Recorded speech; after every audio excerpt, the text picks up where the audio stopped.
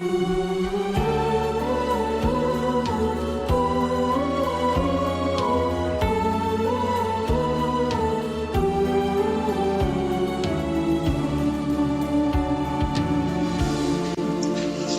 noite a todos, a todas. Estamos aqui mais um mês, né? Reunidos aqui para fazer uma reflexão, para a gente se fortalecer na nossa caminhada, né? Eu vou apresentar aqui uma breve explicação para quem não conhece o que é o capítulo Laudato Si. Nós somos um grupo de leigos, né? Que se reúnem mensalmente com a finalidade de refletir, rezar e agir em prol da criação. Estamos ligados a uma organização internacional que é o movimento Laudato Si, né? E os capítulos existem vários distribuídos aqui no país, no Brasil e em todo o mundo, tá? E o Telmo é um coordenador, assim como eu, do capítulo, mas só que lá em Santa Catarina. Eu vou começar apresentando a Luciana para ela fazer a nossa oração inicial. Eu agradeço a presença de todo mundo, né? A Luciana, ela é bióloga. É a Luciana que é bióloga. Professora. Mora em São José do Rio Pardo. Ela atuou fazendo ecobags, bioabsorventes, entre outros, né? E é uma animadora Laudato Si. Então, seja bem-vinda, Luciana. Muito obrigada pelo seu aceite. Eu que agradeço, gente, estar aqui presente com vocês. Uma alegria. Então, fui convidada para fazer as orações. Nós vamos iniciar, então, a oração, primeiro pelo Papa Francisco. Então, vocês podem acompanhar aí também. E eu vou fazendo aqui a leitura. Rezemos pelo Papa Francisco. Que o Senhor, nosso bom pastor, derrame sobre o Papa Francisco as bênçãos da saúde e do restabelecimento, fortalecendo-o em sua missão de guiar o rebanho com amor. Que Francisco, inspirado pelo Espírito Santo, continue a ser voz profética de esperança e misericórdia para o mundo. Então, que a gente pare só um momentinho, né?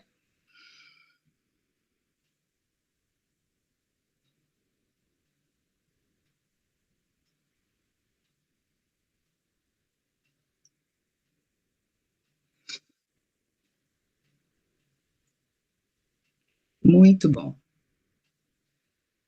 Agora, então, a gente prossegue com a oração, para a gente poder iniciar, né, para vocês iniciarem esse encontro. Eu não vou poder ficar muito tempo, então a oração vai ser da campanha da fraternidade. Ó Deus, nosso Pai, ao contemplar o trabalho de tuas mãos, viste que tudo era muito bom. O nosso pecado, porém, feriu a beleza de tua obra, e hoje experimentamos suas consequências. Por Jesus, teu Filho e nosso irmão, humildemente te pedimos, dá-nos nesta quaresma a graça do sincero arrependimento e a conversão de nossas atitudes. Que o teu Espírito Santo reacenda em nós a consciência da missão que de ti recebemos. Cultivar e guardar a criação no cuidado e no respeito à vida. Faz de nós, ó Deus, promotores da solidariedade e da justiça, enquanto peregrinos habitamos e construímos nossa casa comum, na esperança de um dia sermos acolhidos na casa que preparastes para nós no céu. Amém.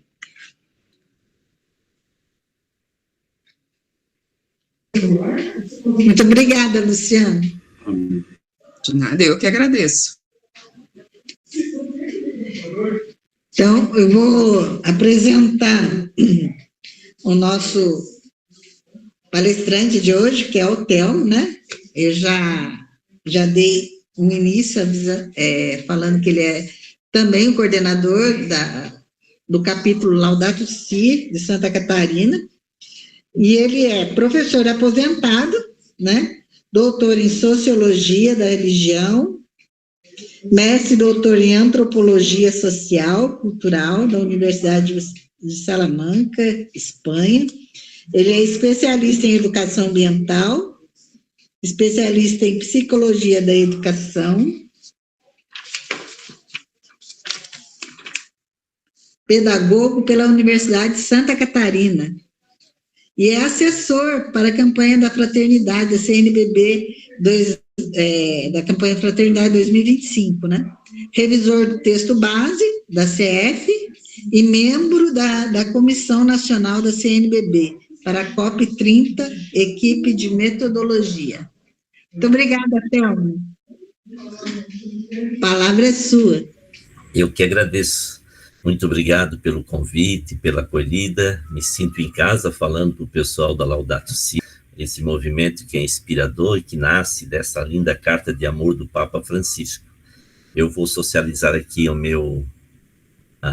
uma tela para vocês, para a gente tratar da campanha da fraternidade, né? Não sei se ela... tá. Então, meus caros, nós vamos falar dessa campanha da fraternidade e é importante que a gente tenha claro, né, que nós vamos falar de uma campanha que já, durante esses 61 anos de campanha, nós já tivemos 8 oportunidades.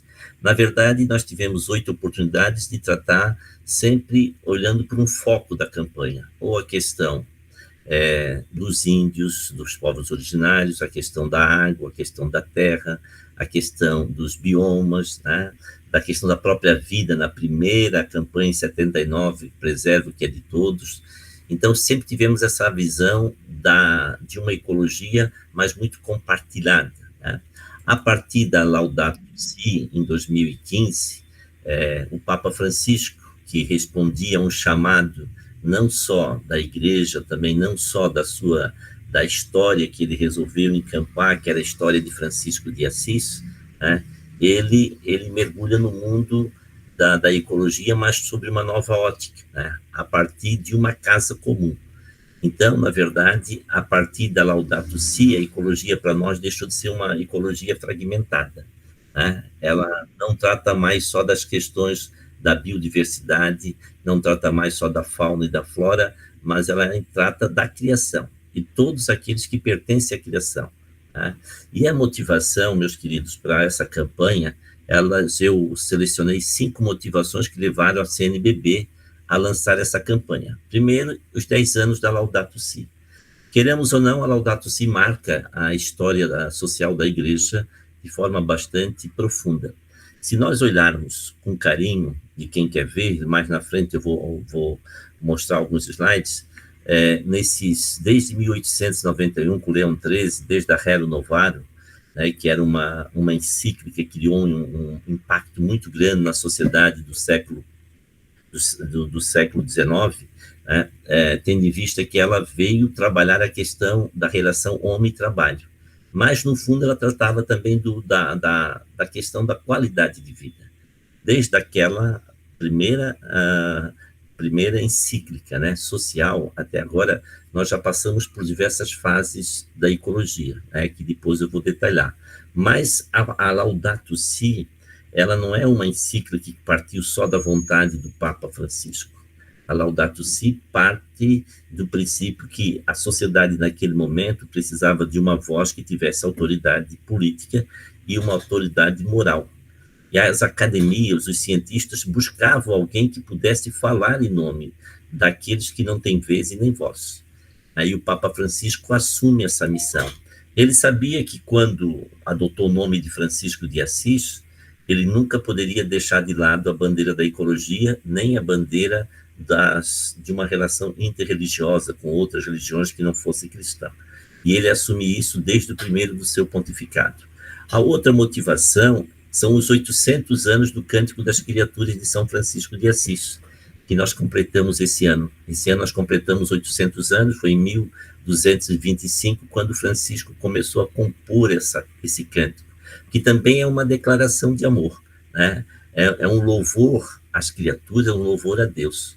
E aqui a gente volta a refletir sobre o início da criação.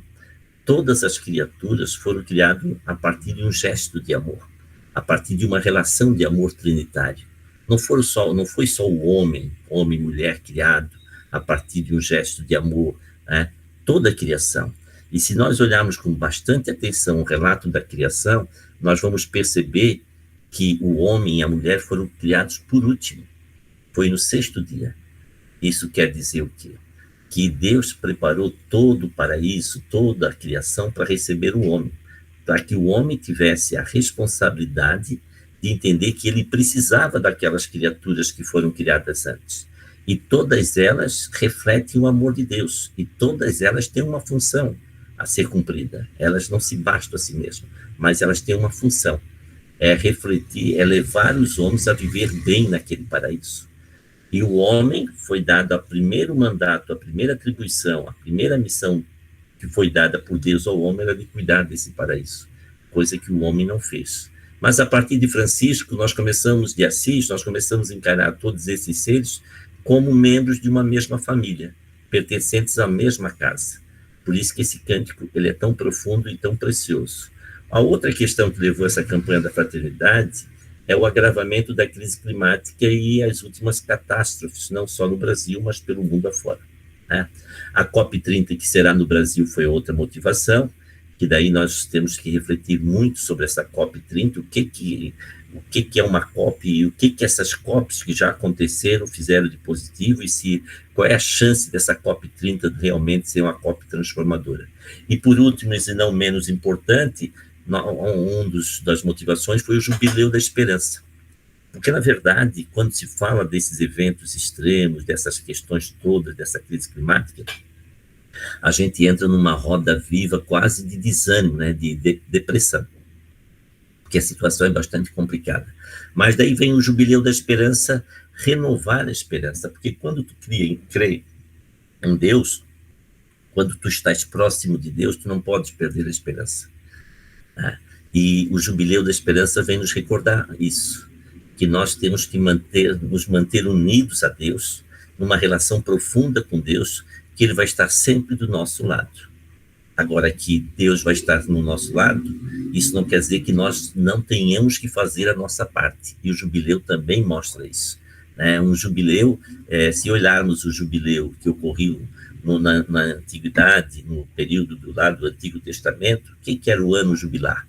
Era um ano de paz, um ano de dar descanso para a terra, era um ano que se devolvia tudo aquilo que se tinha adquirido, que era de outras pessoas. Se tu tivesse adquirido um terreno comprado de uma pessoa, tu teria que devolver. Era um ano de perdão, mas também era um ano de dar descanso a toda a criação.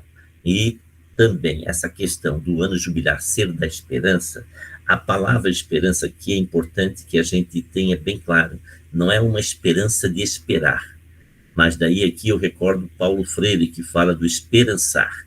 É uma esperança de esperar, mas esperar agindo, dentro dessa mesma lógica da igreja, de uma igreja sinodal, uma igreja que caminha, uma igreja peregrina, né? Uma igreja que está ao lado daqueles que sofrem. Então essas foram as motivações. E o que acontece com todas essas motivações? A igreja aproveita o tempo quaresmal. O que é um tempo quaresmal? É um tempo de preparação para a Páscoa. E o que é a Páscoa? A Páscoa é a paixão, morte de Cristo e a ressurreição, a passagem de uma vida para outra. Páscoa, passagem. E o Papa nos convida a refletir, a partir da Laudato Si e a CNBB no Brasil, nesse período, a refletir sobre a nossa casa. Primeiro, a nossa casa individual interior. O que eu tenho feito com o meu corpo, com a minha vida? Eu tenho cuidado da minha saúde? Ou eu tenho entrado nessa roda viva de só buscar o lucro, só de buscar o ter mais, ou eu tenho parado para pensar que eu preciso viver também. Esse paraíso foi feito para nós vivermos, não foi feito para entrar nessa lógica do mercado. Então, pensar, eu estou cuidando da minha vida? A minha vida tem sentido nesse mundo? O que eu tenho feito com ela? O outro, segunda casa que a igreja nos convida é a casa familiar. Como é que está a minha família? Como é que vive a minha família neste mundo? Né? A terceira casa, a cidade. Como é que eu estou vivendo dentro dessa cidade? Eu cuido dessa cidade, eu tenho preocupação. A minha cidade tem áreas verdes, tem saneamento básico, tem praças, tem escola, tem condições, ela propicia condições de se viver bem. E, por fim, a casa que é o planeta Terra. Então, nessa quaresma, o nosso desafio é usar esses 40 dias para refletirmos, fazer aquilo que a igreja chama de exame de consciência, mas é um exame de vida. O que eu tenho feito com essas casas? Como é que eu tenho vivido? Porque ela vai propor para nós que, no final, a gente faça esse retorno a essa relação com Deus, com os irmãos, essa relação conosco e com a natureza, que é a conversão integral, um processo de conversão, de mudança de rumo, de paradigma, deixar esse mundo consumista, esse mundo do descartável, esse mundo do ter, para ser mais. Então, essa é a proposta. A nossa campanha da fraternidade, ela propõe para nós a conversão integral, não só mais uma conversão espiritual, mas uma conversão total, né, em todos os aspectos, né? E dentro disso vem o tema ecologia integral, que vocês do movimento Laudato Si já leram bastante, conhecem bastante, que não é aquela visão reducionista, uma visão da vida que só está resumida às questões bióticas da biologia. Não, mas propõe uma ecologia integral que se relacione com as diversas faces, né, da nossa vida, do nosso cotidiano. A dimensão ambiental, a dimensão econômica, a dimensão social, cultural, a vida cotidiana do dia a dia e também aquele respeito com as futuras gerações, esse respeito, essa ecologia intergeracional, né, de deixarmos para as futuras gerações uma casa bem cuidada. Então, essa é a proposta, de vivermos numa visão de ecologia onde tudo está interligado e que tudo é importante, não é a casa de um cômodo só. As casas nossas têm vários cômodos, então nós precisamos cuidar de todas, né? Não só cuidar daquele aspecto biológico. Então, nós fugimos daquela lógica do verde, do Partido Verde, de ser só ambientalista. Hoje nós temos que ter uma visão de uma ecologia integral, né? Porque nós temos que cuidar das outras faces, né, da nossa vida. Então, é importante essa reflexão, dentro daquela visão que o Papa traz na Laudato Si, de uma casa comum, né? Onde que Deus viu que tudo era bom. Se nós olharmos o livro do Gênesis, a cada dia, que é muito interessante e muito bonito de ver, né? O Criador vai criando as coisas e no final do dia ele vê que é muito bom. Eu fico imaginando, parece um artista, né? Um cara pintando quadro e cada dia que termina o seu quadro, ele olha como a minha obra está ficando bonita. E sendo o próprio Deus dizendo isso, olha que alegria, né? E tudo isso foi feito para o homem. E no último dia, quando ele cria o homem e mulher, ele vê que é muito bom. Então, ele nos dá esse presente que a gente acaba não cuidando, né? E o Papa vem dizer que essa casa comum nunca antes foi tão maltratada. E ela é a nossa mãe, né? Mãe que nos acolhe e irmã que anda conosco e nos defende. Então, essa é a visão que nós temos de casa comum, que nós temos que propagar, que nós pertencemos a uma única casa. A outra questão que também vem da Laudato Si, está muito ligada à campanha da fraternidade, é que tudo está interligado. Se nós olharmos também na Bíblia, porque eu sempre gosto de ter de referência a Bíblia, né, para que as pessoas entendam que nós não estamos falando da boca para fora, né, para que essas pessoas que são críticas à campanha, ou a crítica a essa visão de mundo, né, onde todos nós somos irmãos, percebam que tudo isso já está registrado na Bíblia. É palavra de Deus, né? Lá no início, em Gênesis 3:19, diz: lembra-te que és pó e que ao pó voltarás. Isso quer dizer para nós que nós temos a mesma origem dos outros seres criados. Basta nós vermos o que a ciência nos diz. né, que nosso corpo é formado por 97 ou quase 100% de átomos, né, que somos poeiras estelares, que compõem o nosso corpo, nitrogênio, oxigênio, fósforo, enfim. Então, nós temos uma composição no nosso corpo de poeira, dessa poeira estelar, e que vem reforçar o que o Gênesis já dizia, que nós somos pó, né? E se somos pó, esses átomos que pertencem ao nosso corpo já pertenceram a outros corpos. E com certeza, o que pertence hoje ao nosso corpo pertencerá a outros corpos. Então, tudo está interligado. Né? Se nós olharmos ainda a ciência mais a fundo, nós vamos perceber que tudo é água, né? Eu estava lendo agora um estudo científico onde mostra que antes da Terra ser criada, tudo isso, era tudo água. Então, se nós olharmos bem direitinho lá na Bíblia, diz o seguinte: o Espírito de Deus pairava sobre as águas, sobre o abismo, sobre as águas. Então, está aí, é Deus no princípio de tudo isso, né? E quanto mais se estuda, quanto mais a gente estuda química, biologia, enfim, física, mais nós caminhamos para compreendermos a existência de Deus. Então, tanto a Laudato Si, quanto a encíclica, quanto a campanha da fraternidade, vem nos mostrar que nós temos uma mesma origem, por isso que nós somos seres que nascemos do amor de Deus, tanto o mundo, a biótica, a natureza, todos os seres criados, né? Todos nós tivemos a mesma origem, e a origem é uma única só, é o amor trinitário, né?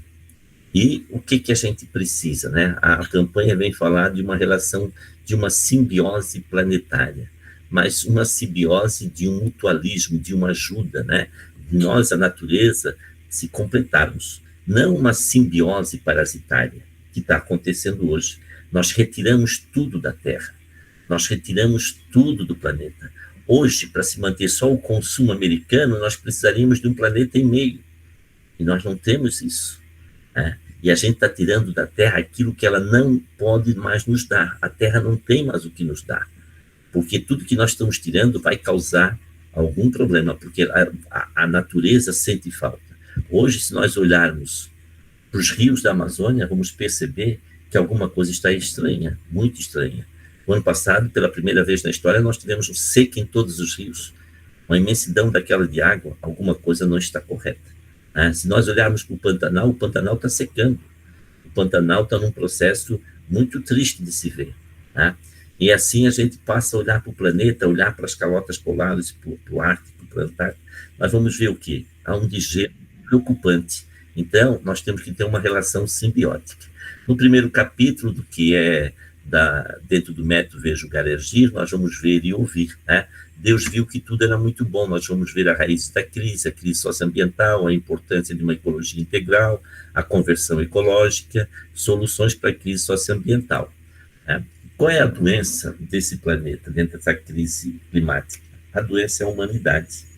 A humanidade perdeu a sensibilidade da alteridade, de sofrer com o outro, de se colocar no lugar do outro. Quando a humanidade, quando Carlos Nobre diz isso, que é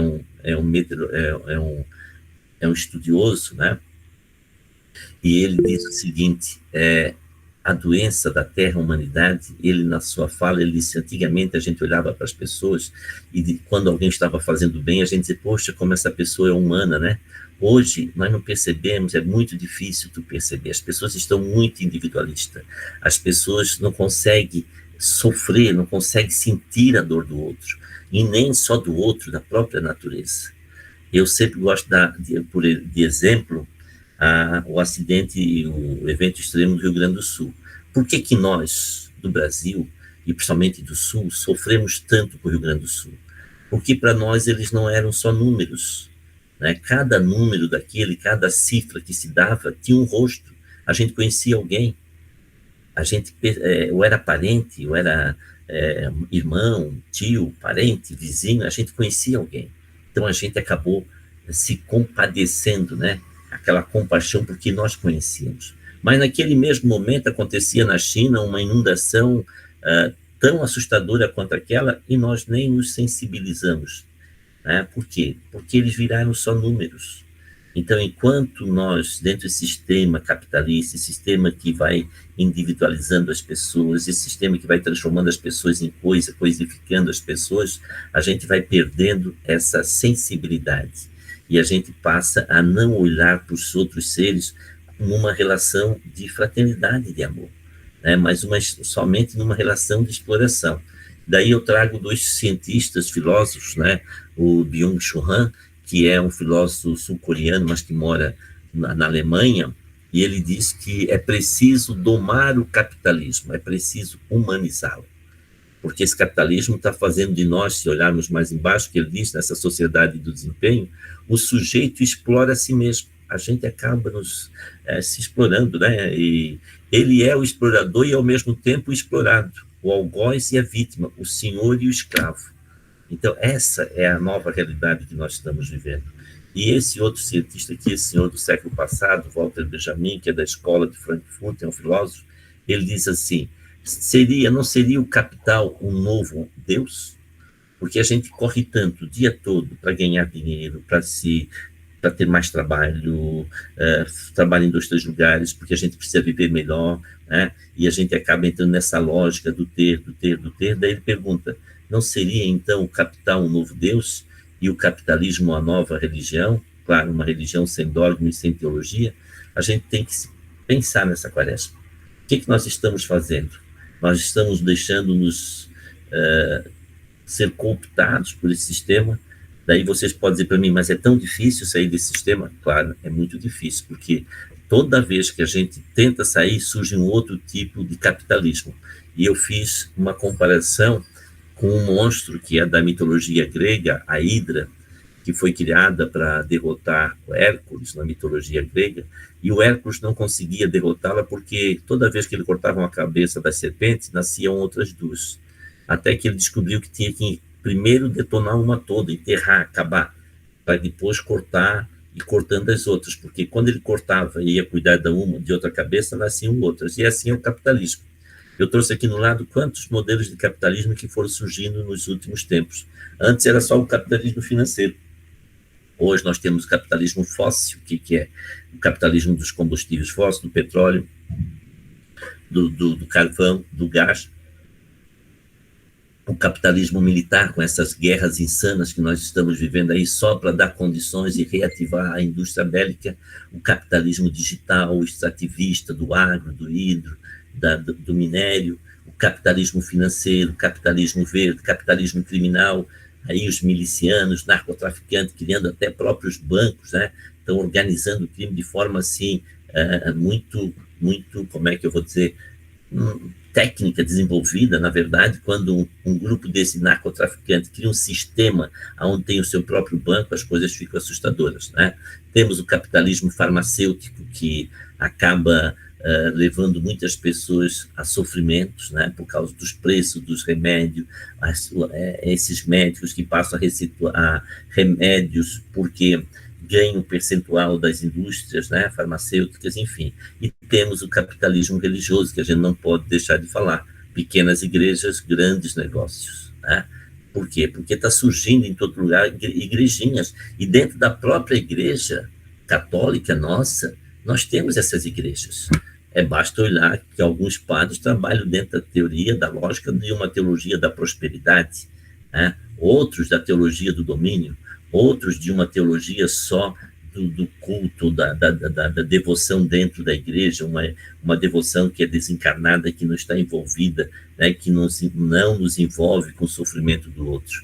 Então, nós temos que olhar nesse período da quaresma para esses modelos e ver qual é a nossa participação e como é que a gente reage diante disso. O Papa Francisco e também a campanha da fraternidade vem nos falar do paradigma tecnocrático globalizado. O que é isso? Esse modelo de desenvolvimento que está baseado na técnica, que já está globalizado.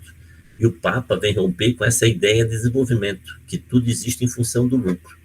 Não a partir da realidade das pessoas, mas das ideias de alguns que têm, né? A tecnociência é importante, a tecnologia é muito importante, nos ajuda muito, só que ela exerce um controle sobre a natureza e os humanos. E ela fica muito pior quando ela fica na mão de poucos, né? A gente olha aí o tal do Elon Musk, né? O cara controlando o mundo, todo mundo respeita ele, não pelo respeito por ele, mas pelo poder bélico, pelo poder de satélites que ele tem, né? Ele é um dos trilionários do mundo. Então, um cara desse é um perigo, ele detém em suas mãos um controle muito feroz, né, da vida das pessoas. E dentro desse sistema de tecnologia, eles usam os algoritmos para nos manipular, fazer a gente comprar, fazer a gente saber o que a gente deseja para ficar aparecendo nas nossas redes sociais. Então, a gente é levado para uma cultura do descartável, né? Hoje, as pessoas já estão ficando doentes porque, na verdade, não conseguem mais viver sem o celular, que são os chamados transtornos da monofobia. Não conseguem viver sem celular.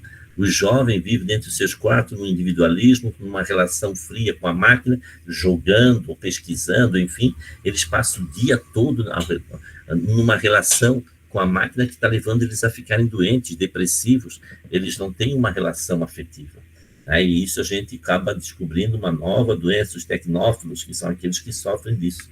Então, nós estamos vivendo numa era que nós precisamos modificar esse modelo, esse paradigma. O outro problema nosso é o excesso de antropocentrismo. As pessoas querem ficar ou querem ser iguais a Deus. E isso é um problema, né? Porque uma nova relação com a natureza passa por novas relações entre os seres humanos. Nós não somos Deus. O excesso de antropocentrismo gera degradação ambiental e degradação social. E, na verdade, essa visão do homem querendo mandar, isso é muito perigoso para o próprio homem, né? A outra questão é as grandes culturas, né? Os povos originários que têm uma cultura baseada na preservação da sua, aonde mora, da sua região, da natureza, e muitas vezes não são compreendidos, né? A gente acha que eles querem sair de lá, muita gente quer da terra, comprar as terras deles, eles não querem sair de lá, eles querem viver lá, né? A mesma coisa as comunidades negras rurais, quilombolas, os ribeirinhos. E eu trago aqui o depoimento do David Copenau, líder dos Yanomami, que diz o seguinte, quando ele teve com o papo: os brancos falam que nós, Yanomami, não queremos o desenvolvimento, simplesmente vamos contra o desenvolvimento que vocês, os brancos, querem empurrar para cima de nós. Falam em devastar nossas terras, floresta, para nos dar dinheiro. Mas esse não é o desenvolvimento que nós conhecemos.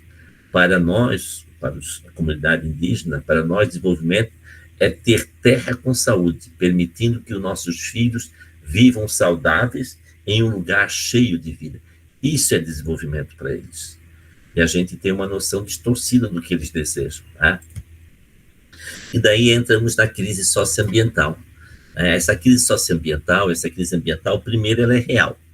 Por mais que tenhamos os negacionistas, os indiferentes, né, os desinformados, ela é real. Não adianta, basta abrir as janelas ou ler um jornal ou ligar na TV que nós já vamos ver que a crise é geral. Depois, ela é global. Ela não atinge regiões específicas, ela não faz divisa, ela não leva em consideração as divisas geopolíticas que nós temos. Ela atinge a todo momento, em qualquer lugar. E ela é desigual. Por quê? Porque ela atinge os mais necessitados, mais pobres, os que mais precisam, os que estão nas encostas, os que estão nas favelas, nas periferias, nos bolsões sociais, os que já foram retirados de áreas sujeitas, né, a lugares vulneráveis à crise climática. Então, nós estamos no mundo onde nós temos 3 bilhões de pessoas que vivem em regiões assim. Hoje nós temos 70 milhões de pessoas que vivem em acampamentos, que foram retirados devido a eventos climáticos extremos no mundo. 70 milhões, não é 7. É 70 milhões de pessoas que vivem, crianças, idosos, que vivem em barracas, né, da ONU, de organizações humanitárias, espalhadas pelo mundo, porque não podem mais ficar nas suas regiões. Então, a gente acaba vivendo um apartheid socioambiental. Riqueza para poucos, miséria para muitos e a degradação ambiental para todos, né? E daí vem o painel intergovernamental de cientistas que trabalham para a ONU de clima, que é é um grupo bastante respeitado, porque eles são mais de 60 mil cientistas, e vem nos dizer em 2023, disseram o seguinte: somos a última geração que pode salvar o planeta. E mais embaixo eu destaquei: ou mudamos a rota agora, ou o planeta se tornará hostil à espécie humana. Isso não é uma ameaça, isso é uma constatação, partindo da ciência, né? E vem o Carlos Nobre, que é um climatologista respeitado, que está aqui nessa imagem, né? E vem dizer o quê? Não é a extinção do planeta que nós estamos vivendo, mas sim a extinção da vida humana no planeta. Estamos a caminho de um suicídio planetário. Gente, isso é tão assustador e tão sério, e a gente fica preocupado que as pessoas não estão entendendo isso. Estão achando, muitos estão brincando, achando que isso é uma piada. Mas isso é verdadeiro, né? Basta lermos os relatórios das coisas que já estão acontecendo, dos eventos que estão acontecendo em outras partes do mundo, né? E vem o secretário da ONU dizer que nós não estamos mais na era do aquecimento global, mas sim na era da ebulição global. Nós estamos fervendo. Mas ele ainda tem esperança, ele ainda há tempo para evitar o pior da catástrofe climática. Mas as lideranças políticas devem agir agora, e é onde a gente espera na COP, né? E as causas dessa crise climática? Tudo começa lá com os combustíveis fósseis na temperatura, quando mudou a temperatura da Terra, começou a mudar na Revolução Industrial em 1760, 1800. Lá a temperatura era 14 graus, média de 14 graus. E assim foi durante 125 mil anos, até a última, a era interglacial. E daí nós começamos a jogar dióxido de carbono e depois metano na atmosfera, e aumentamos muito a camada do efeito estufa, né? E no Brasil o problema não está só nos combustíveis. O nosso maior problema no Brasil é o desmatamento. O Brasil, que era gigante pela própria natureza, já perdeu 33% de toda a sua área natural, né? E o outro problema nosso é a agropecuária. Então, a devastação dos biomas, o desmatamento responde por 48%, e a agropecuária, principalmente o setor pecuário, por 27%. Por quê? Porque nós temos um grande plantel de bovinos, né? De bois e vacas. Nós temos em torno de quase 240 milhões de cabeças de gado. E cada gado, cada boi, cada vaca, eles produzem por dia em torno de 0,5 litro de metano. Aí o metano é 30 vezes pior do que o dióxido de carbono, né? Então, a poluição de uma vaca equivale à poluição de 200 pessoas. E isso é um problema, porque se nós desmatamos para plantar, para aumentar um plantel de bovinos, né? Essa agricultura extensiva. E depois, quando não tem mais grama, plantamos soja. Enfim, né? Então nós estamos essa monocultura que não é feita para abastecer o mercado interno, mas sim para exportação. A carne também é para exportação. Então, nós estamos vivendo essa realidade. E isso está levando o quê? O suicídio de uma espécie, né? 2026 tinha sido o ano mais quente. Agora foi 2024, em 125 mil anos. E provavelmente o ano que vem será o mais quente, né? E as consequências dessa crise? Aqui eu trouxe algumas realidades do final do ano passado. Os incêndios na Califórnia, que foi esse ano, aqui está 150 mil, mas foi na primeira semana, na segunda junto já deu 180 mil pessoas, foram desabrigadas. Muitas delas estão morando ainda debaixo dos elevados, nos Estados Unidos, nas calçadas, nas periferias, né, com aquelas barracas de plástico. Isso é nos Estados Unidos. Imagina se fosse num país pobre como os países africanos. E ali, qual foi o grande problema desse incêndio? Não tinha água para apagar o incêndio, né? Porque eles estavam com problema de água. No lado nós temos a enchente, né? Não foi as enchentes. Foram 2 horas de chuva em Valência, 2 horas de chuva. Foi uma explosão de água. E nessas 2 horas soterraram 100 mil carros. E morreram mais de 300 pessoas, tá? Depois nós temos aqui embaixo no deserto neve, no deserto da Arábia Saudita, muita neve. Depois o branqueamento dos corais, 77% dos arrecifes do mundo experimentaram estresse térmico em níveis de branqueamentos, né? Esses arrecifes que têm aí os corais. E sem isso nós perdemos a biótica marinha. Depois tivemos o aparecimento, não mais de tornados, mas sim de furacões nos Estados Unidos, com esses últimos 3 grandes, né? Tivemos os degelo que estão correndo em forma violenta. Em 2024, nós perdemos um território de gelo, de manto de gelo, equivalente, somado aos países da Suécia, Portugal, Noruega, Polônia, Itália, Reino Unido e Grécia. O tamanho desses países em derretimento do gelo. As ondas de calor, que nós acabamos de passar uma no Brasil agora, né?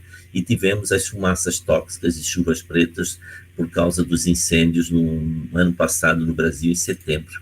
Aqui, no ano passado, tivemos a catástrofe em maio, no Rio Grande do Sul, né? Tivemos aqui embaixo as secas dos rios Xingu, Tapajós, Purus, Madeiras, Paraguai e Negro, né? Que ficaram completamente sem poder ser utilizado, né?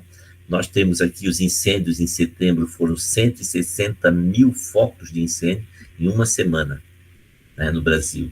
E embaixo eu trouxe também os deslizamentos, que foram 679 eventos em 2024, matando 4.460 pessoas, né, morreram por causa dos deslizamentos, pela quantidade de chuva, né?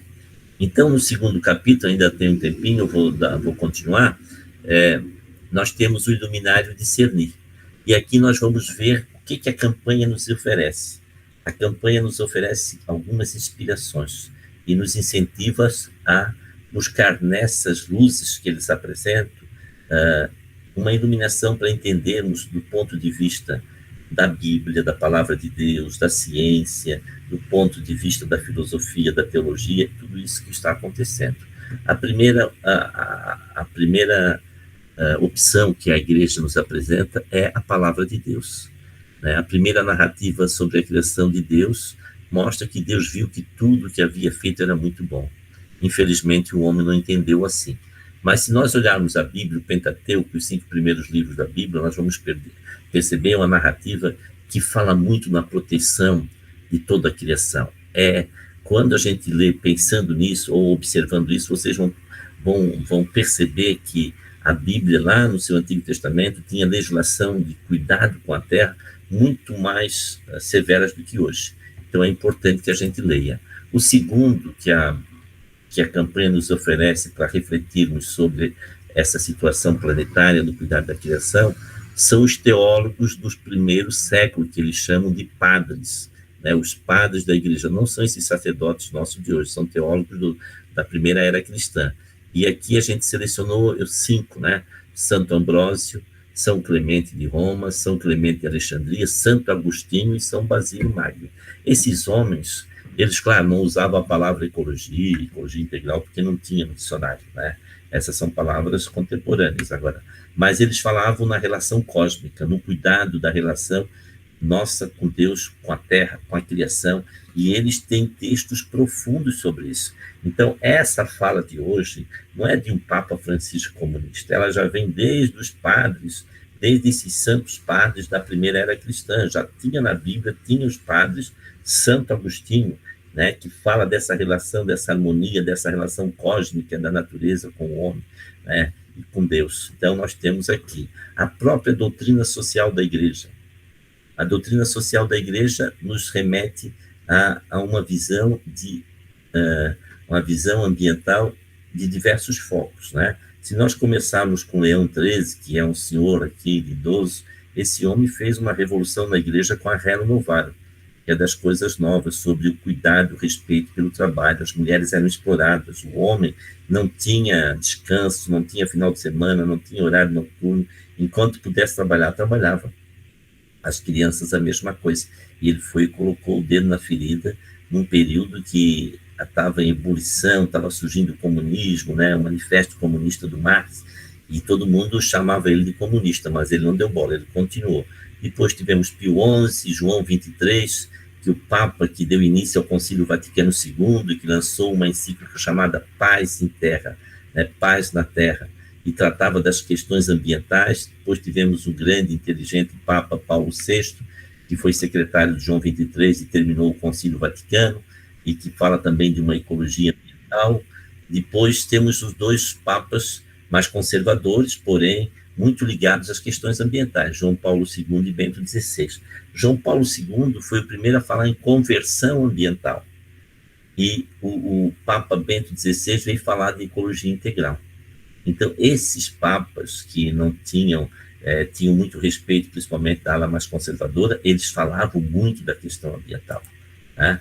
E eu até dividi aqui para um maior entendimento, conforme os papas e a doutrina social da Igreja. Primeiro, ecologia criacional, com Leão XIII, Pio XI, Bento XV, Pio X, Pio XI, Pio XII e João XXIII. Depois, uma ecologia ambiental, os documentos do Vaticano II, Gaudium et Spes, Paulo VI, né? Populorum Progresso, e temos ecologia humana, com João Paulo II e Bento XVI, que tratavam da ecologia sobre a ótica do ser humano, né? E vem o Papa Francisco falar de ecologia integral, com Laudato Si, do Pacte, Querida Amazônia, Fratelli Tutti, né? Laudato Deo. Então, aqui nós temos essa divisão.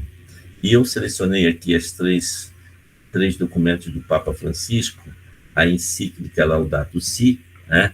A exortação Querida Amazônia e a exortação Laudato Deo, que tratam diretamente dessa situação. E eu sempre digo, se o Papa está tratando dessa situação assim com tanta ênfase, é porque a questão é muito séria. Senão, ele estaria tratando de outros temas, né? E no terceiro capítulo, não menos importante, que é os aspectos da comunidade. O que nós temos que fazer dentro do agir e propor? Daí nós temos 3 aspectos: pessoa, comunidade e sociedade, tempos de mobilização e inspirações. E o tempo de agir agora vem o cientista da ONU e diz para nós que nós temos 2 anos para salvar o planeta. No ano passado ele falou isso, porque a coisa está... nós ultrapassamos aquilo que não poderíamos, que era 1,5 graus a partir do que foi na Revolução Industrial. Os cientistas, em 2015, quando o Papa lançou a Laudato Si, chegaram à conclusão que o homem não poderia deixar o planeta subir, a temperatura subir mais de 1,5 graus do que era naquela época. E que isso poderíamos até esperar atingir esse 1,5 graus lá para 2050. O que aconteceu? Como não foi feito nada, atingimos 1,5 graus ano passado. Então, nós estamos caminhando para 2 graus. A última vez que tivemos patamar de 2 graus foi há 125 mil anos atrás, quando o gelo, as calotas polares se derreteram, o mar subiu mais de 4 metros de altura, e a gente não quer repetir isso, né? Mas só que não estamos fazendo nada, então a probabilidade é muito grande. Então, o que a campanha nos sugere? Que a gente olhe, veja, escute a realidade, para tomarmos decisões a partir de um planejamento comunitário, coletivo e decisões conjuntas, né? E o que a gente pode fazer a nível pessoal? Colaborar com as pastorais, redes eclesiais, educacionais, organização da sociedade civil, adotar um estilo de vida profundamente crítico, né? Afastado do consumismo, mas focado em valores duradouros e definitivos, priorizar as compras de produtos locais, orgânicos, né? Substituir os descartáveis, reduzir o desperdício de águas, e o texto base traz uma série de outras sugestões, né? E aspectos comunitários. Realizar processos formativos como esse que vocês estão fazendo hoje, né? Que eu dou os parabéns pela coordenação. Organizar retiros, caminhadas, vias sacras ecológicas, implementar e divulgar a plataforma de ação Laudato Si. Vai ter mais um curso agora que começa o mês que vem, né? Celebrar a Semana da Criação em setembro, a exemplo do Cerco de Jericó. Podemos fazer uma semana, cada dia da semana, para um dia da criação, incentivar e apoiar a coleta seletiva e outros do texto base. E durante esse ano nós teremos 6 momentos fortes, né? Que é o curso Laudato Si desse mês agora de abril.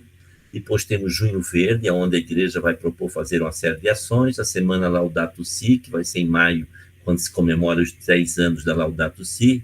O Tempo da Criação, que vai ser em setembro. Os 800 anos do Cântico da Criatura, o Cântico das Criaturas, de Francisco de Assis, e a COP30 em novembro, que a igreja está se preparando. Logo, logo vocês vão ouvir falar de seminários, encontros, né, com a igreja rumo à COP30.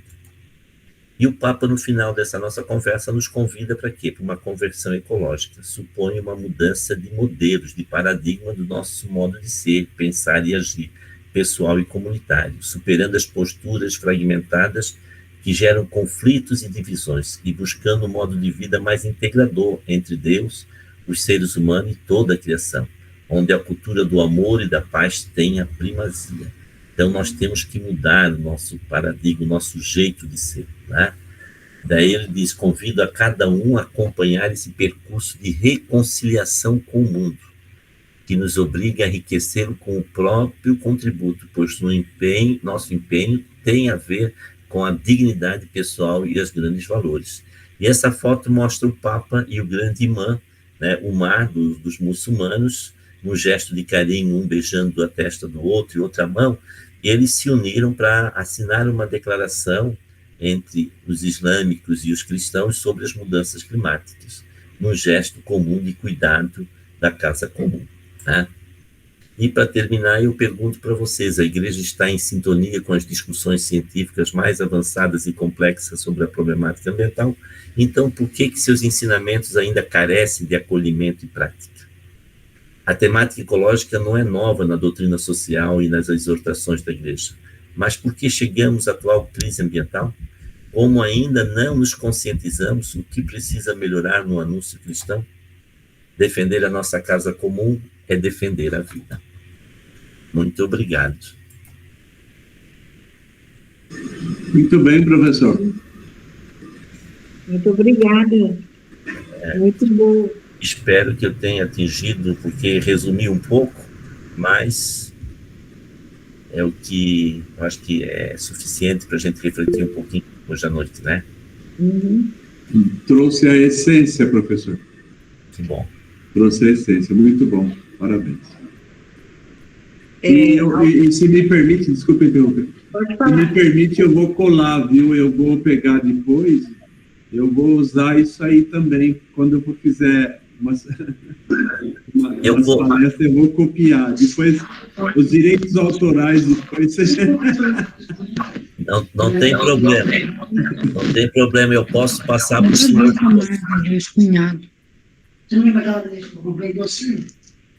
Ana Maria, fecha o microfone. Muito bem. Boa noite. Boa noite. Muito enriquecedora, né? A fala, a proposta. Eu fico imaginando, meus irmãos, se a igreja pudesse fazer com que todas as paróquias tivessem uma pastoral de meio ambiente, para a gente estarmos falando na mesma linguagem, né? Porque enquanto uma paróquia, nós podemos ver o quanto ainda é tão pequeno o número de paróquias, né, que trabalham a questão ambiental, socioambiental. Mas eu gostaria de compartilhar com os senhores e as senhoras, graças a Deus, pela primeira vez, aqui na nossa cidade, Fortaleza, nós temos uma prática palpável com relação à ação da ecologia integral. O Santuário de Fátima, que é o maior santuário aqui de Fortaleza, ele está solicitando, pedindo aos fiéis para trazer o resíduo de óleo de cozinha para que possa ser vendido para as indústrias. E eu acho isso muito interessante porque está gerando emprego, está deixando de contaminar, de poluir a água, de contaminar o solo, né? Porque a gente sabe que 1 litro de resíduo de óleo de cozinha, óleo usado, ele vai contaminar mais de 25 mil litros de água. Então, eu fiquei muito feliz com essa ação da nossa paróquia e santuário. E se as outras paróquias puderem replicar essa ação, né? Nós colocamos um coletor maior na igreja, na sacristia, e as pessoas levam na garrafinha PET esse resíduo de óleo. E aí depois a gente vai contabilizar quanto de resíduo entrou e quanto deixou de poluir, quanto deixou de contaminar, porque a gente já sabe que 1 litro vai deixar de poluir mais de 25 mil litros d'água, então dá para a gente fazer essa conta muito fácil, né? Quanto a gente evitou que fosse de poluição para a natureza, né? Então é isso, eu quero agradecer imensamente pela oportunidade de compartilhar, de aprender, aprendi muito nessa noite. E tem três palavras aí, meu irmão, que eu gostaria de voltar, que o senhor pudesse trazer, a alegria e a esperança, e foi já no finalzinho, eu acho que o penúltimo slide, ou antepenúltimo.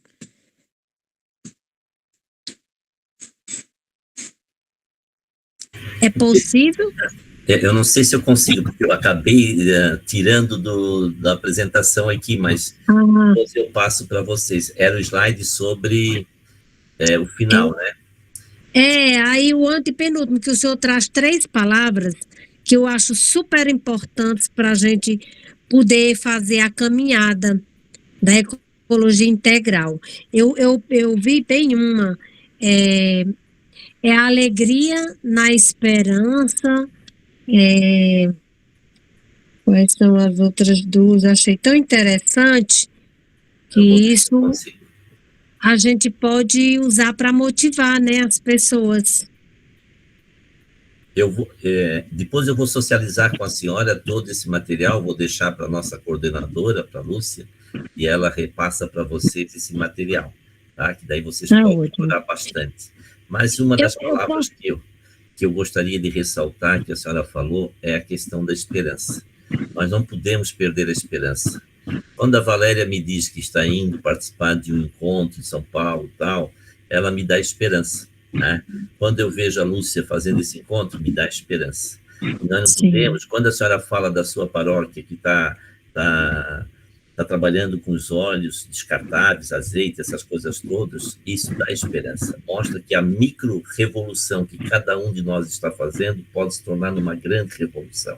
A gente sabe, o Papa falou na Laudato Deum, que não cabe a nós resolvermos o problema do planeta, mas nós podemos resolver o problema da nossa realidade, né? Em 1992, na COP, na Eco 92, tinha uma frase que era muito famosa, que se dizia: pensar globalmente, mas agir localmente. Então, a gente pensava no globo, mas agia na nossa realidade. Essa questão dos resíduos, dos óleos, né, dá para fazer na igreja, dá para fazer nos condomínios. Aqui no meu condomínio nós fizemos. Outra coisa que nós começamos aqui foi uma caixa para recolher todas as baterias, né? E a gente manda, tem indústria especializada. Então, a gente está tirando, são pequenos gestos que nos levam a ter esperança. Eu acho que essa palavra resume bastante, dona Maria Laudeci. Sim, com certeza. Eu fico muito feliz de que a gente possa estar tendo espaços como esse, né, para a gente poder compartilhar nossas ações, né? Eu gostaria de pedir, para saber se é possível, eu recitar um pequeno poema que tem tudo a ver com a ecologia integral. É possível? Se for rapidinho, pode, porque eu acho que tem mais gente querendo falar. Tá ótimo. Saudade da chuva. Oh, que saudade da chuva, do verde da plantação. O cheiro da terra molhada me dá muita animação, pois sei que com certeza o pobre tem o feijão, o arroz, a farinha e a água na cabacinha. Mas quer ver que tristeza dá, meus irmãos e minhas irmãs? É não ver a chuva cair. O sertanejo aperta o peito, que pede a Deus que mande chuva para esse povo sofredor, para esse povo sonhador. Saudade da chuva. Muito obrigada. Muito bonito o poema, parabéns. Muito bonito, parabéns. Alguém mais quer falar? Kátia? Valéria, pode falar, Valéria. Rapidinho. Quando se fala de pastoral de ecologia integral, alguns padres aqui na minha realidade, eles falam que não querem mais uma pastoral dentro da paróquia. Então, eu costumo falar nas formações da transversalidade da Pastoral de Ecologia Integral. Então, que se não quiser formar uma, não tem problema, mas articula com todas as pastorais uma forma de se engajar em questões socioambientais. Aí fica tranquilo, não se forma mais uma pastoral e todo mundo trabalha. Ô, Valéria, estou tentando ir para esse lado.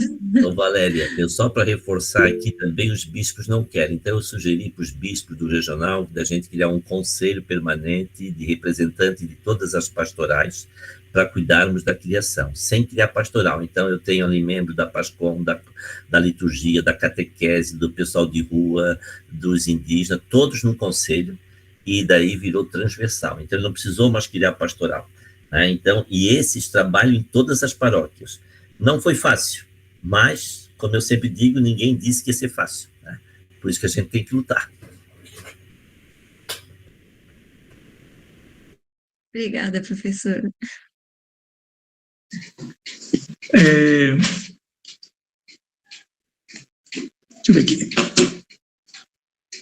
Bom, só para ficar um pouco mais também nessa linha aí de criar pastorais ou não, lembrar que nós temos o regional, né, da CNBB Sul 1, que acabou de lançar aí um guia, né, que também ajuda na questão das dioceses tal, em estar criando. E eu acredito que, sabe que tem dificuldade em criar, talvez, pastorais da ecologia integral na diocese toda, mas talvez em uma e outra paróquia seria interessante, assim como fruto da campanha da fraternidade. Todas as campanhas da fraternidade tiveram frutos que foram pastorais, né? Pastoral carcerária, pastoral da saúde, todas elas vieram de campanhas da fraternidade. E como a pastoral da ecologia integral, ela ainda é nova, né? Ninguém sabia de que poderia criar uma pastoral como essa, né? E já temos 10 anos da encíclica, e com essa campanha, seria interessante se cada diocese, pelo menos, se comprometesse a criar em uma paróquia uma pastoral da ecologia, né? E para isso, a Regional Sul da CNBB tem um guia, uma cartilha, que dá os passo a passo de como criar. Então, para aqueles que querem, então, nesse sentido tocado aí, com a campanha de fraternidade em tentar criar, a gente pede também para que procure esse guia, né? Esse guia foi já colocado aí na CNBB Regional Sul 1 como um material que seria para ser reproduzido, né, e compartilhado durante a campanha, tá bom? E aí, aproveitando essa palavrinha aí, né, mais uma coisa, o Thelmer falou uma coisa, né, que eu gosto muito de ouvir, né, que quando ele apresentou lá uma imagem, né, que o homem é composto dos elementos cósmicos, né, o homem é composto, né, das poeiras cósmicas, que o homem veio da terra, né, por isso que chama homem, né, vem de humus, terra, né, e nós temos um amigo aqui comum, inclusive deu uma live aqui pra gente já, chamado Edivaldo. O Edivaldo, ele fez cursos aqui no INPE, né, que é aqui em São José dos Campos, que é um Instituto Nacional de Pesquisas Espaciais, né, renomado esse daí, né, ele fez um curso aqui, e os professores, todos eles justificando a criação do mundo, a criação do planeta. Olha, criou-se assim, né, e fez isso, aconteceu isso, colisão, e falou disso tudo aí. O Edivaldo falou assim: muito bem, cientistas, vocês me dizem como Deus criou, e eu digo que foi Deus que criou. Então é uma coisa que é gostosa de ouvir, né, quando a pessoa está enraizada na fé, né, conhece bem aí as Sagradas Escrituras, né, a gente pode, com isso, lembrar, né, que fé e religião podem andar juntos, sim, né. A encíclica Laudato Si, a campanha da fraternidade trazem isso. E a campanha da fraternidade, inclusive, ela traz, além dessa linha com a ciência, mas também com os saberes populares. O Thelma mostrou isso aqui para a gente. Os ribeirinhos, né, os quilombolas, a população indígena, né, e isso é bonito dessa campanha. Bom, deixa eu passar para frente, não, eu falo aqui. Adilson, só reforçando o que tu falaste, né?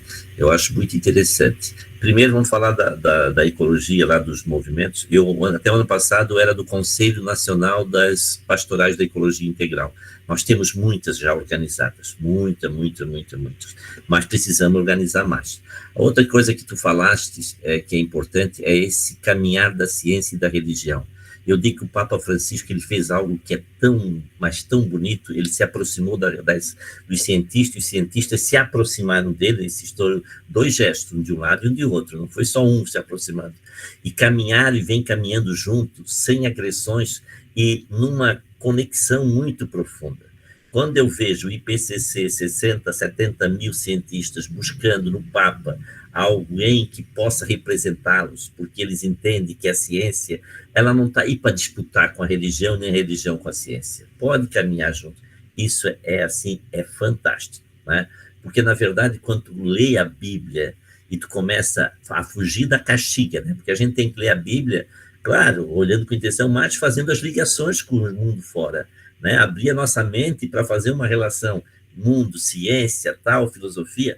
A própria leitura da Bíblia, ela se torna uma coisa assim muito mais saborosa, porque tu vê que aquilo está na nossa vida, está no nosso dia a dia, né? Não são palavras escritas ali que a gente costuma dizer, não, tem que fazer a gente quase tem que fazer um curso antropológico para entender o que os caras dos tempos históricos escreveram a Bíblia, né? Não, se tu ler com fé e perceber, tu vais perceber que nós caminhamos passo a passo com a ciência. Por mais que seja uma língua já lá de 4, 5 mil anos atrás, era uma sabedoria muito grande, né? Então, a gente, quando lê a Bíblia lá, que tu lê sobre os aspectos históricos, vamos supor, os 2 relatos da criação, um do Gênesis 1 e depois 2, a gente tem que entender que foram 2 momentos da história do povo de Deus, um que foi para o cativeiro e o outro que não foi para o cativeiro. Então, cada um tinha uma visão diferente da terra, os que forem sofreram e os que não forem e não viveram aquilo. Então, é muito bonito entender, né? Por isso que esses encontros nossos de formação, eles têm que ter essa pegada, não ser só uma coisa muito clerical, né? A gente tem que se deixar também abrir, não achar que o que está fora da Bíblia não presta. Não, presta sim, porque o homem foi dotado de inteligência e criatividade para poder continuar criando, né? Nós fomos convidados a criar, a continuar a criação. E a inteligência foi dada para isso, para que a gente continue a criação, a descobrindo esses segredos, todas essas manifestações. Quanto mais a gente lê, estuda física, mais os físicos reconhecem que existe um Deus. Então, isso é fantástico, né? Passa para a Kátia. Obrigada. Kátia, pode tomar a palavra.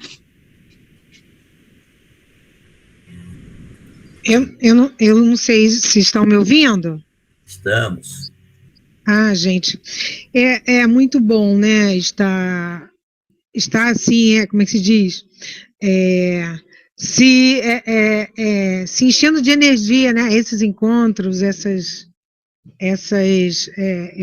formações, né, isso tudo, assim, esse momento, assim, eu acho que é fundamental, sabe? Eu acho que como eu aqui sou do estado do Rio, né, sou da arquidiocese aqui de Niterói, sou de São Gonçalo, e a gente, assim, o Dom Roberto, que é o nosso bispo referencial, né, a gente é uma articulação, né, da Pastoral da Ecologia, e aí ele fala, né, numa dessas formações que teve, né, a nível do Rio de Janeiro, ele falou, nós sozinhos não vamos, né, conseguir parar essa crise climática, né, é muita coisa que tem que ser feita, né, então realmente precisamos de muitos, precisamos de todos, mas a gente pode pelo menos amenizar, né, eu acho que é isso, quando a gente fala com as pessoas, a importância dessa conversão, né, que eu percebo que eu fiz o curso de animadores Laudato Si, né, desde 2021 para cá, e aí a gente começou a participar, e aí eu percebo assim que é uma coisa que se constrói, né, porque até um dia desse, eu não dava essa importância que hoje eu dou à questão da ecologia integral, né, então eu acho que é isso, é uma coisa que a gente vai construindo, né, com pequenas, o que eu acho que nesses 4 anos eu plantei mais árvores do que, eu tenho 60 anos, do que meus 50 anos de vida, Entende? Então, eu acho que isso que é importante, sabe? A gente olhar para frente, né? O que eu posso fazer, né? Essa questão mesmo de se esse debate que estava, né? De que é pastoral que a gente tem que criar e tudo. A gente agora aqui, eu já nem falo mais de pastoral aqui, a gente fala, vamos formar um núcleo. Isso que o Telmo estava falando, né? Um de cada pastoral, um de cada movimento, vamos sentar e conversar, né? Sobre o que está acontecendo, o que a gente pode fazer, isso. Eu acho que a gente tem que ser criativos também, né? Pedir o Espírito Santo para nos iluminar e a gente seguir em frente, tá? Obrigada aí pelo espaço e seguimos juntos. Kátia, deixa eu primeiro te parabenizar, porque eu acho assim muito legal esse depoimento, principalmente dizer que tu nunca plantaste tantas árvores como nesses últimos tempos, né? Isso, na verdade, vem demonstrar que o processo de conversão ele é sistemático, ele é um processo, ele vai acontecendo cada dia, né? Ele não acontece da noite para o dia. E quando a gente usa a quaresma, porque temos 40 dias para amadurecer, né? Mas ele vai continuar após quaresma, né? Essa campanha não pode terminar no dia 13 de abril.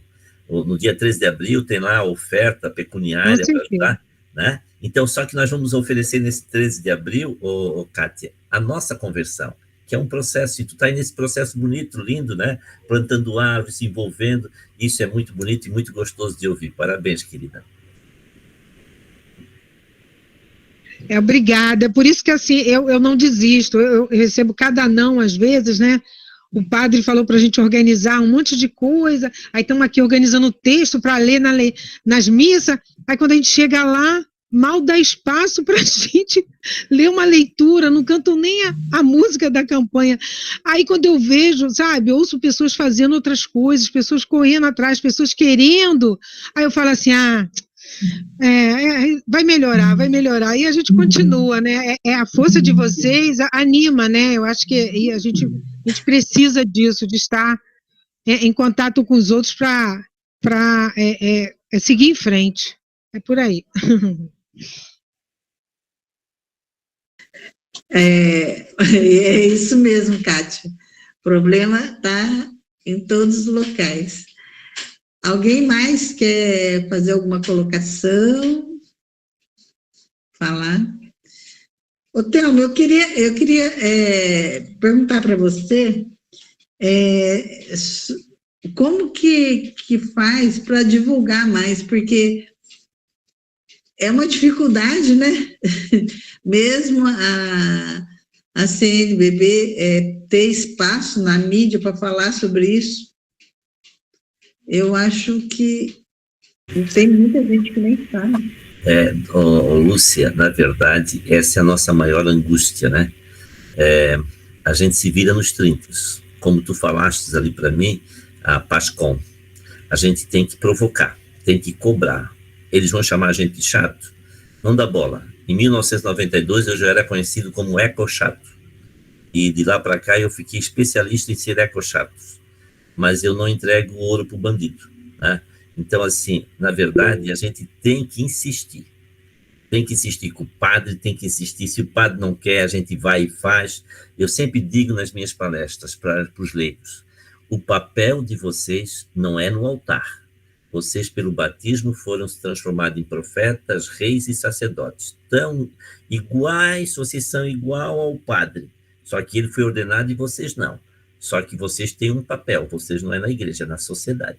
Então, vamos ser profetas na sociedade, vamos ser sacerdotes, levar a bênção, levar essa para a sociedade, vamos ser reis, organizar a sociedade. E assim, tem gente que vive só em função do altar, da igreja. Se não for coordenador, se não for isso, se não for... Esqueçam isso, gente. Vamos fazer a nossa pegada, vamos fazermos nós a transformação. Eu tenho dito isso para os diáconos, ainda há pouco até ri aqui com o pessoal, dizendo que os diáconos na nossa igreja, infelizmente, eles não entenderam muito o papel do diácono, que é servir lá na ponta, na pastoral.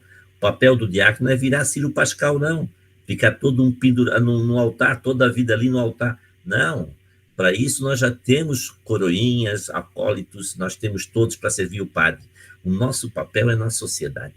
É ali onde as pessoas... É mais difícil falar. Essa semana até refletimos, acho que foi o Evangelho de final de semana, Onde é que a gente tem que anunciar? A gente tem que anunciar onde se precisa, não para os bons. Né? Falar dentro da igreja é muito fácil, falar em conversão dentro de uma missa. Agora eu quero ver falar em conversão lá fora. Né? Temos que ocupar os espaços sem medo, né? de pronunciar, de falar. As pessoas hoje têm muito medo de dizer que são cristãos, que defendem ecologia, que... Gente, a sociedade está polarizada, de um lado esquerdo, do outro lado direito, só que nós esquecemos que Cristo veio antes dessas ideologias, né? O amor ao próximo vem antes, o amor à natureza vem antes. Então, eu digo nas palestras, se vocês estão aqui defendendo bandeiras políticas, por favor, vão embora, porque aqui não serve para isso. Nós estamos aqui para falar de caridade, de amor para com a natureza, para com os irmãos. Não é nem só com a natureza, é para aqueles que vivem lá, que estão passando necessidade. Dá uma enchente, quem é que sofre primeiro? São os ribeirinhos, são os que estão nas encostas dos morros, são os pobres, o trabalhador que tem que levantar de madrugada e não sabe se vai voltar. É esses que sofrem. Então é ali que a gente tem que ser sal da terra, fermento, porque na igreja é cômodo. Né? Eu tenho dito para os bispos, para eles mudarem as posturas, porque as dioceses têm o rosto do bispo, e a gente encontra cada diocese feia, eu disse para eles, e reflete a beleza do bispo, eu disse para eles. Então eles ficam me olhando, porque na verdade é isso mesmo, porque quando o bispo não motiva, os padres, se já tem, olha, tem padres, eu sempre digo que tem padres cansativos, tem padres que são cansados, e tem padres incansáveis. Então, nós temos 3 tipos de padres. E eu tenho encontrado muitos padres incansáveis, que trabalham, botam a mão na massa e tal. Agora, também tenho encontrado muitos cansativos, né? Que, meu Deus do céu, não tem tempo para nada, eles vivem ali naquele mundo deles, se nem atende quando é para atender, já estão terceirizando missa de 7º dia, terceirizando batismo, terceirizando tudo, né? Imagina, gente. Que mundo é esse? Então, por que vão ser padres? Eu tenho dito isso, talvez até com um pouco de... Podia ser mais na caridade, mas tem hora que a gente perde a caridade e a gente dá vontade mesmo de torcer o pescoço de alguns, né? Mas a gente tem que dizer, porque senão, gente, quem é que vai falar a verdade para esse povo, gente? Não sou só eu, é todo mundo. Mas eu estou usando isso que Deus me deu, essa oportunidade, depois de aposentado, de fazer. Como eu digo sempre, eu não devo mais nada para ninguém vai mais me prejudicar, meus filhos já estão criados, então eu estou livre, leve, solto e sem filtro. Né?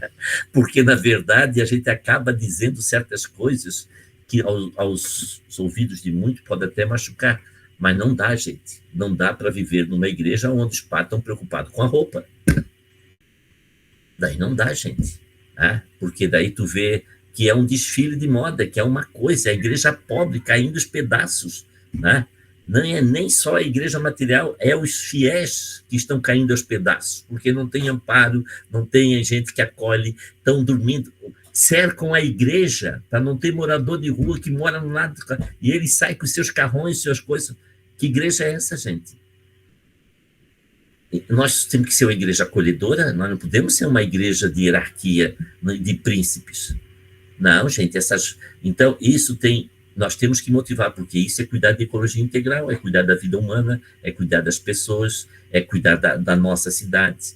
Então nós não podemos ter medo de falar. Não, nós somos chamados a ser profetas. E a gente sabe que ninguém que é profeta, todos nós que somos de igreja, a gente não vai ter aí gente aplaudindo, muito pelo contrário. Nenhum apóstolo morreu, batendo palma. Todos foram decapitados ou perderam a cabeça, alguma coisa aconteceu. Esse é o nosso caminho. Né? Claro que ninguém vai ser decapitado, mas difamação, fofoca, isso vocês podem escrever, isso é o que mais tem, né? Então, a gente tem que rezar bastante, rezar, muita oração, aproveitar a quaresma para isso, fazer uma boa confissão, rezar, fazer caridade, mas não deixar de ser profeta. Isso a gente não pode deixar, o mundo precisa da gente. Exatamente isso. Eu tenho dito aqui que a mudança, para ocorrer, vai ter que vir de baixo para cima, e a gente pressionando de baixo para cima, porque não esperar nada, porque sem pressão não vai funcionar. Né? Maria, você quer dar a última palavrinha? Isso. Muito obrigada mais uma vez, Thelma, porque são palavras encorajadoras como as suas que nos fazem perseverar e esperançar também. Né? Isso é muito importante. Gratidão mesmo, viu? Eu acho que a gente estava precisando de ouvir suas palavras, Thelma, porque é isso mesmo, é a realidade que a gente vive, é bem assim. Mas eu gostaria de compartilhar também, aqui nós estamos utilizando TV, uma parceria com a TV do Estado, para falar sobre a campanha da fraternidade. Nós estamos usando todas as rádios das igrejas, nós estamos utilizando também Instagram, né, Facebook. O Santuário de Fátima está em todas, viu? Graças a Deus. Estou muito feliz com essa mudança. Mas eu queria também dizer que tem a Lei 9795 de 99, que é a Política Nacional de Educação Ambiental, que faz esse convite para a gente. Lá no artigo 3º, depois vocês podem pesquisar sobre isso. E chama o poder público, as instituições educativas, os órgãos integrados do Sistema Nacional de Meio Ambiente, os meios de comunicação de massa, as empresas e a sociedade como um todo. Essa lei é muito clara. E aí era para a gente se apropriar dessa lei, da 9795 de 99, no artigo 3º, e fazer valer, gente. Chegar para os governantes, para vereadores, deputados, e vamos implementar isso aqui. A lei nos dá direito, é se fazer mesmo essa presença. O senhor foi quem me instigou, viu, Thelma, a poder ir lá e buscar essa lei, tá certo? Muito obrigada. Maria Laudeci, olha, parabéns, obrigado pelas palavras, mas eu fico muito feliz de ouvir. Qual é a tua diocese? A minha diocese é Paróquia e Santuário Nossa Senhora de Fátima, aqui em Fortaleza, no estado do Ceará. Ah, é do Ceará? Sou de Fortaleza. Ah, que legal, querida. Fiquei muito feliz em ouvir essa experiência de vocês com os meios de comunicação, porque o que a gente está lutando. Muito obrigado, tá? Pelo depoimento. Fiquei muito feliz. É isso. Muito obrigada também. Repete a lei aí, Maria, que eu estou anotando aqui. É a lei 9795 de 1999. É a Política Nacional de Educação. Foi essa lei que eu me apropriei para a defesa da minha tese do doutorado e abri com o Laudato Si. A minha tese de doutorado foi aberta com o Laudato Si do Papa Francisco. Que lindeza, gente!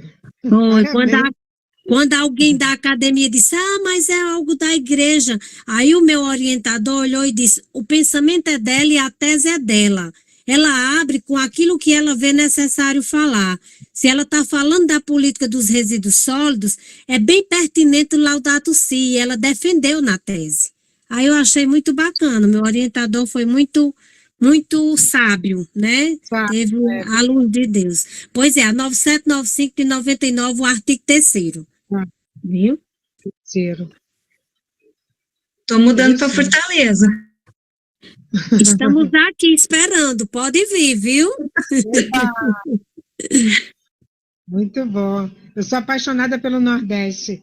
Meu pai era nordestino e minha mãe mineira. Olha só que mistura. Olha aí, esse Brasil tão diverso, né? Lindo mesmo, é verdade. Você falando, só um minuto, quando você falou dessa coisa da gente se juntar, tá tendo os lançamentos, né, da campanha, né? Então geralmente a gente faz numa área pública, né, na Câmara de Vereadores, né, uma coisa assim. Então essa última que nós fizemos foi excelente, até a esposa do prefeito ficou toda assim, né, Niterói, a cidade maravilhosa, não sei o quê, e aí o pessoal, e as árvores sendo arrancadas, como é que é isso, não sei o quê, aí todo mundo falando, assim, foi tão bacana que foi montada uma comissão, aí vai estar o pessoal da pastoral, outros movimentos parlamentares, para fiscalizar isso que está sendo feito pela prefeitura. Ela foi tão pressionada que ela teve que, não, vamos formar assim essa comissão. Então é muito bom isso mesmo, a gente está ocupando os espaços, né? A gente tem que estar aqui, a gente está no Conselho Municipal de Meio Ambiente, começando, né? A gente está começando, mas é isso. Eu acho que a gente tem que fazer, agir, vamos agir. Sim, o todo só funciona como todo se as partes funcionarem como partes. A parte está no todo, assim como o todo está nas partes. É assim que a gente constrói, né, um mundo melhor. Isso é um pensamento do Edgar Morin, no seu livro Método, que é muito importante da gente conhecer, vai falar muito da natureza. Muito bom, Maria. Muito legal. Eu queria falar que aqui, na nossa região, no Vale do Paraíba, né, a Arquidiocese de Aparecida, junto com todos os bispos, né, daqui de São José, de Caraguá, Lorena, Taubaté e a própria Aparecida, né, com o do Orlando, eles assinaram junto uma carta chamando a atenção para os perigos da termoelétrica e se posicionando contra a termoelétrica.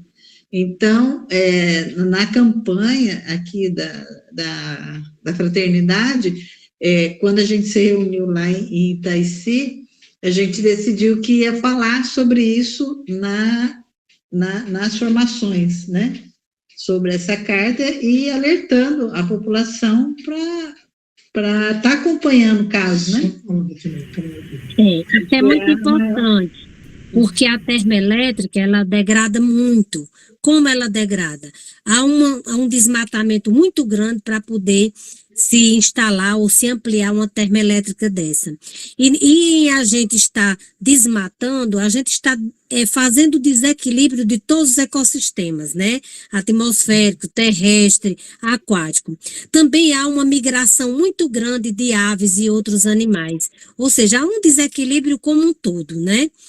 E é isso, também nós vamos ter uma energia fóssil que cada vez mais degrada pelas suas emissões de gás de efeito estufa, né? Que está aí a todo vapor, trazendo cegueira, trazendo câncer, baixando a imunidade das pessoas, enfim, é um desequilíbrio muito grande. Parabéns pela observação da termoelétrica, viu? Obrigada. Então é isso, gente.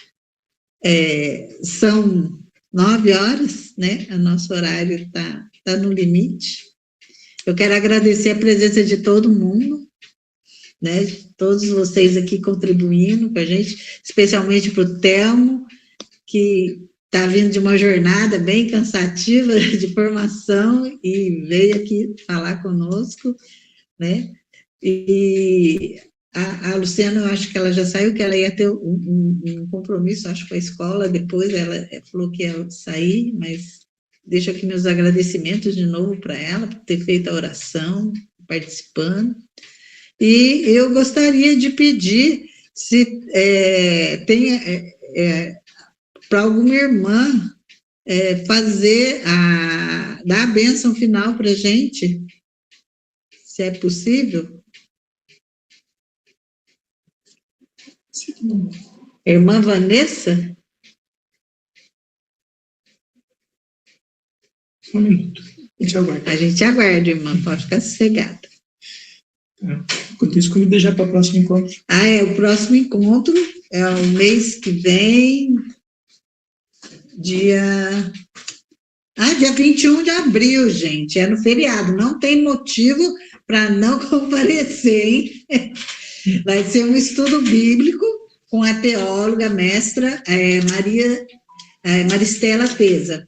Vai ser muito bom para a gente aprofundar nossos conhecimentos.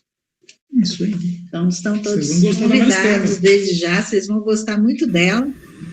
Ela é de Sebi também, uma pessoa muito boa. Você viu que importante, o André de Santos está aqui hoje, ó. Desejando nós. Obrigado, André. Obrigado a Valéria também. Obrigado, Valéria. eu que agradeço pela perseverança aí de vocês. Peço desculpas por o tempo estar atrasado ou faltando. Tudo Valeu, bem. gente. Valeu, obrigado. Agradecer também o Telmo, viu, Telmo?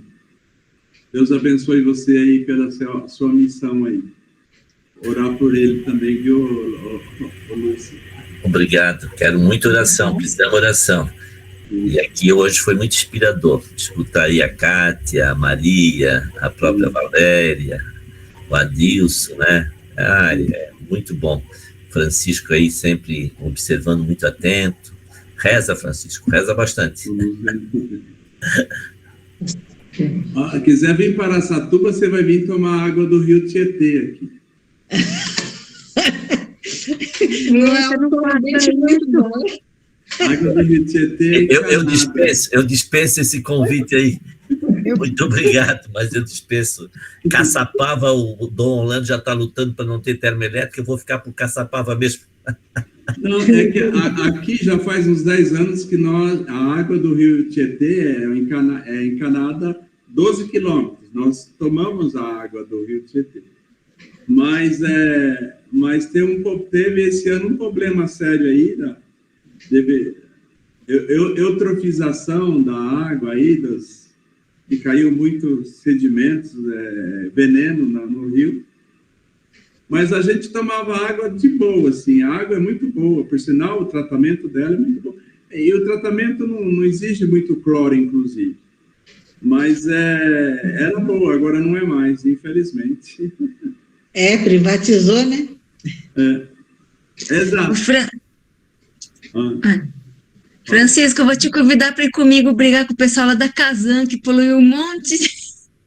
Vamos embora.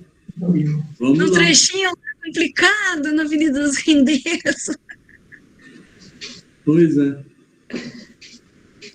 Bom, então, depois que a irmã der a bênção para a gente vai escutar o hino da encerração. Irmã, já está pronta, irmã?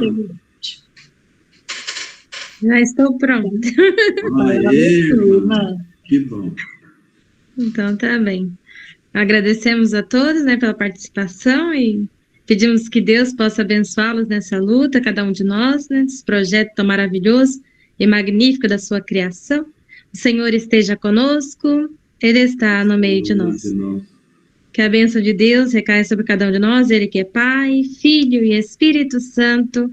Amém. Permanecemos na paz. Amém. Amém.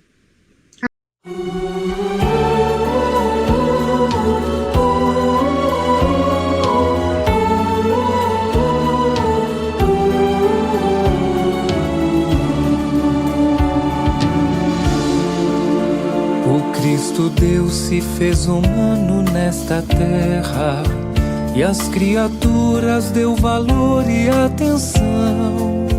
A vida plena que no mundo já se espera ganha sentido com a nossa redenção. Ao entregar o paraíso ao ser humano, Deus contemplou sua beleza e seus dons. Louvado seja nosso Pai, o Criador. Deus viu que tudo era muito bom. No universo tudo está interligado. Nele vivemos e com todos somos um. Nesta quaresma conversão somos chamados. Cuidemos todos desta casa que é comum. Ao entregar o paraíso ao ser humano, Deus contemplou sua beleza e seus dons.